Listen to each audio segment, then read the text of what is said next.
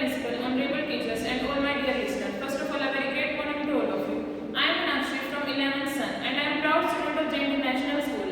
First of all, thank you for giving me this opportunity. I am here for the mastering the concept, and my concept is from our physics, that is Bernoulli principle.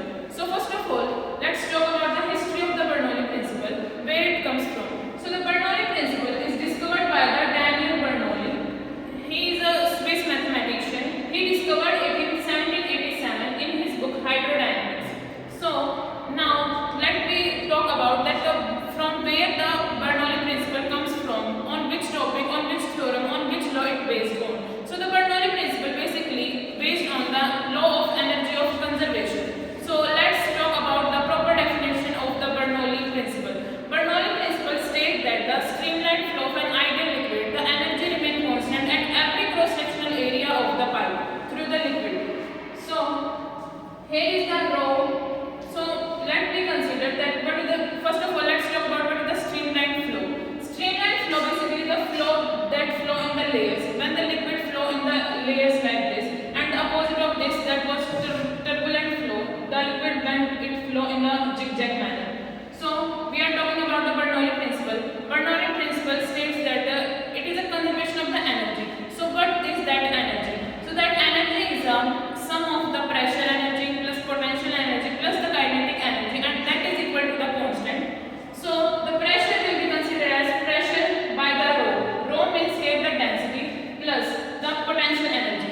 As we know, the formula of the potential energy is mgh. But here we are talking about the pressure, so we neglect the mass. So here we only write the gh plus half plus kinetic energy. Kinetic energy is half mv square. Also here we neglect the mass and we only write half v square is equal to constant. Let me more clear it by the diagram. So here is the diagram. This is the pressure P1 and P2. Here is a flow of liquid from P to Q with the velocity V1 and the velocity V2. So here the flow of the liquid is from P to Q. So we can say that P1 is greater to P2. As we know, the liquid flow from the lower concentration to the higher concentration. So here we can write this. Now we know it is a sum of pressure plus kinetic energy and the potential energy. So let's talk about first of all the work done. Work done on W1. As we know, there is a two pipes P1 and P2. There is a two manners of the flow of the liquid. So W1 is P1, A1, B1. P1 is the pressure applied at the P1 and the cross-sectional area A1 and the velocity V1. As we like W2 also, P2, V2 and A2. And on the conclusion we get W is, as we know that the work done is the W1 minus W2. So here we can write this and we come to this conclusion, that is W is equal to P1 pressure at P minus P2 A1 V1. This we consider as the first equation. Now we know this is the potential energy.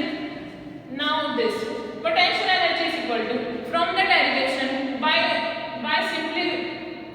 simply the formula we can derive H2 minus H1 A1 V1 and the rho G.